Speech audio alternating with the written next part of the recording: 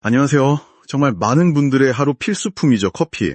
오늘은 바로 그 커피에 숨겨진 이야기들, 특히 좀 과하게 마셨을 때 우리 몸에 어떤 영향을 주는지 제공해주신 자료들로 한번 깊이 파헤쳐볼까 합니다. 와, 최신 연구까지 다 들어있네요. 네, 맞아요. 이게 단순히 커피 좋다, 나쁘다 이런 차원이 아니고요. 구체적으로 왜, 어떻게 영향을 미치는지, 그리고 또 어떻게 하면 좀 더 건강하게 즐길 수 있을지, 그걸 알아보는 게 핵심입니다. 네네. 커피 한 잔에 그냥 카페인만 든 게 아니라 클로로겐산, 카페스톨 이런 생리활성 물질이 1000가지가 넘게 들어있어요. 1000가지요? 와. 네, 그러니까 이게 되게 복합적으로 작용하거든요. 이번 딥다이브 목표가 바로 이 복잡성을 좀 같이 이해해보는 겁니다. 정말 흥미로운데요. 그럼 가장 흔한 걱정 중 하나, 심장 문제. 커피 마시면 혈압 오른다. 이거 정말인가요? 일시적으로는 오를 수 있어요. 그런데 자료를 보면요. 그게 장기적인 고혈압으로 바로 이어진다? 이런 명확한 증거는 아직 좀 부족한 것 같아요. 그래요? 오히려 더 주목할 부분은 콜레스테롤인데요. 특히 그 필터 안 쓰는 커피 있잖아요. 에스프레소나 프렌치프레스 같은 거. 네네. 거기에 든 카페스톨, 카웨올 이런 성분이 LDL, 그러니까 흔히 말하는 나쁜 콜레스테롤 수치를 높일 수가 있어요. 그래서 내리는 방식이 중요하군요. 그럼 핸드드립처럼 종이 필터 쓰면요? 그건 괜찮나요? 네, 맞아요. 종이 필터가 이 성분들을 한 95% 정도 걸러주거든요. 와, 95%나요? 네, 그러니까 콜레스테롤이 좀 걱정되신다면 원도 자체보다는 어떻게 내리느냐, 이게 훨씬 중요하다는 거죠. 물론 동시에 또 커피에 항염증 성분이 있어서 혈관 건강에 좋을 수도 있다, 이런 연구도 있어서 참 여러 면이 있습니다. 그렇군요. 혈관 얘기 나왔으니 당뇨병은 어떤가요? 이건 마시는 커피 종류에 따라 정말 다를 것 같은데요? 네, 맞습니다. 자료에서도 딱 나오는데 블랙커피에 많은 클로로겐산이라는 성분은 제2형 당뇨병 위험을 낮추는 데 좀 도움이 될 수 있다고 해요. 오, 그렇겠죠. 그리고 또 가슴 두근거림 때문에 걱정하는 분들도 꽤 계세요. 부정맥이랑 관련이 있을까요? 이것도 최신 연구들을 보면요. 일반적인 커피 섭취량이랑 부정맥 발생 사이에 유의미한 관련성은 없다고 보고 있어요. 다행이네요. 네. 커피 마시고 심장이 좀 빨리 뛰는 느낌, 그런 건 있을 수 있는데 그게 꼭 병적인 부정맥은 아니라는 거. 그걸 기억하시면 좋을 것 같아요. 알겠습니다. 심혈관계 말고 우리 뇌나 신경계에는 또 어떤 영향을 줄까요? 오후에 커피 마시면 잠 못 드는 거, 이건 정말 흔한 경험이잖아요. 네. 그 이유가 바로 카페인 때문인데요. 뇌에서 졸리다 이런 신호를 보내는 아데노신 수용체라는 게 있어요.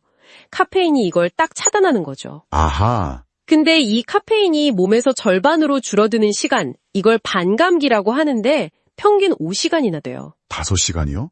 생각보다 꽤 기네요. 네, 그러니까 오후 늦게 마시면 당연히 밤잠 설치기 쉽죠. 그리고 갑자기 커피 끊었을 때 머리 아픈 경우 있잖아요. 네, 있죠.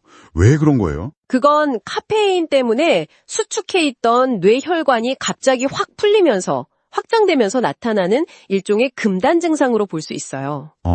그렇군요. 그리고 또 갑상선 문제도 있는데요. 커피가 갑상선 호르몬제 흡수를 좀 방해할 수 있어요. 그래서 약 드시고 나서는 한 30분 아니면 1시간 정도 간격을 두는 게 좋습니다. 특히 항진증 있는 분들은 증상이 더 심해질 수도 있고요. 신경계뿐만 아니라 소화기관에도 영향이 있겠네요. 커피 마시고 속 쓰리다는 분들 진짜 많잖아요. 네, 맞아요. 커피가 위산 분비를 좀 촉진시키고 또 식도랑 위 사이의 관략근을 약간 느슨하게 만들 수 있거든요. 그래서 역류성 식도염 증상이 있다면 악화될 수 있죠. 특히 빈속에요. 빈속의 커피는 정말 피해야겠네요. 근데 아까 더 중요한 문제가 있다고 하셨는데 그건 뭔가요? 바로 영양소 흡수 방해 문제인데요. 특히 철분이요. 철분이요? 네, 커피 속에 폴리페놀이라는 성분이 있는데 이게 철분하고 딱 달라붙어서 우리 몸이 흡수하는 걸 방해해요. 심하면 흡수율을 최대 80%까지 떨어뜨릴 수 있다는 연구도 있어요. 와, 80%요? 그럼 어떡하죠?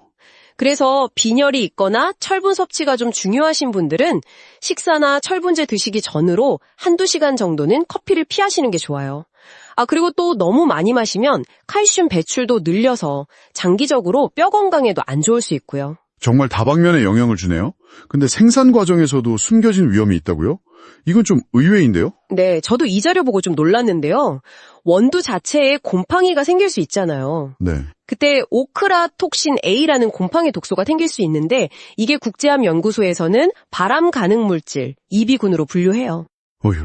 근데 이게 로스팅을 해도 완전히 없어지지 않을 수 있다는 거죠. 그리고 농약 잔류 문제도 아예 없다고는 할 수 없고요. 그럼 디카페인 커피는 좀 안전한 대안일까요? 카페인도 없고 하니. 이것도 좀 따져봐야 해요. 그 제조 방식 때문에요. 흔히 쓰는 용매 추출법 중에 염화 메틸렌이라는 화학 용매를 쓰는 경우가 있거든요. 네, 들어본 것 같아요.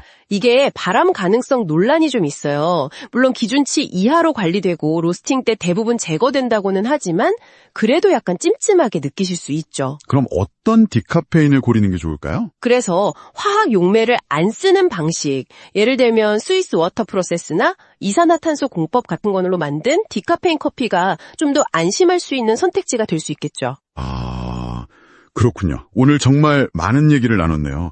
들어보니까 결국 커피의 영양이라는 게 뭐랄까 마시는 양, 그리고 개개인의 민감도, 또 어떤 커피 종류인지, 그리고 어떻게 내리고 가공했는지 이런 거에 따라 정말 천차만별이네요. 바로 그겁니다. 무조건 좋다, 나쁘다 할 게 아니라는 거죠. 그래서 현명하게 즐기는 게 중요해요. 가이드라인을 좀 드리자면 건강한 성인 기준으로 하루 카페인 400mg 이하, 이게 보통 아메리카노로 한 3잔 정도거든요. 네, 3잔 정도. 네, 그 정도를 권장하고요. 콜레스테롤이 걱정된다 그러면 필터 커피를 드시는 게 좋고 혈당 관리가 필요하다면 블랙커피 위주로 드시는 게 좋겠죠. 네. 그리고 수면이나 철분 흡수 생각하면 늦은 오후나 식사 직후는 좀 피하고 위부담 줄이려면 빈속보다는 뭐라도 좀 드시고 마시는 게 좋고요. 그리고 카페인이 이뇨작용을 하니까 물 충분히 드시는 거 이것도 잊지 마시고요. 네, 정말 명심해야 할 점들이 많네요. 그럼 마지막으로 이런 질문을 한번 던져보고 싶습니다. 오늘 저희가 다룬 이런 직접적인 신체 영향 말고요.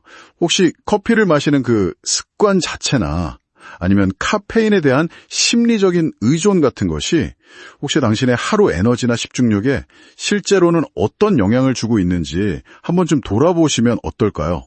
어쩌면 커피의 직접적인 효과와는 또 다른 문제일 수도 있으니까요. 안녕하세요. 정말 많은 분들의 하루 필수품이죠, 커피. 오늘은 바로 그 커피에 숨겨진 이야기들, 특히 좀 과하게 마셨을 때 우리 몸에 어떤 영향을 주는지 제공해 주신 자료들로 한번 깊이 파헤쳐볼까 합니다. 와, 최신 연구까지 다 들어있네요. 네, 맞아요. 이게 단순히 커피 좋다, 나쁘다 이런 차원이 아니고요. 구체적으로 왜, 어떻게 영향을 미치는지, 그리고 또 어떻게 하면 좀 더 건강하게 즐길 수 있을지 그걸 알아보는 게 핵심입니다. 네네. 커피 한 잔에 그냥 카페인만 든 게 아니라 클로로겐산, 카페스톨 이런 생리활성 물질이 1000가지가 넘게 들어있어요. 1000가지요. 와. 네, 그러니까 이게 되게 복합적으로 작용하거든요. 이번 딥다이브 목표가 바로 이 복잡성을 좀 같이 이해해보는 겁니다. 정말 흥미로운데요. 그럼 가장 흔한 걱정 중 하나, 심장 문제. 커피 마시면 혈압 오른다. 이거 정말인가요?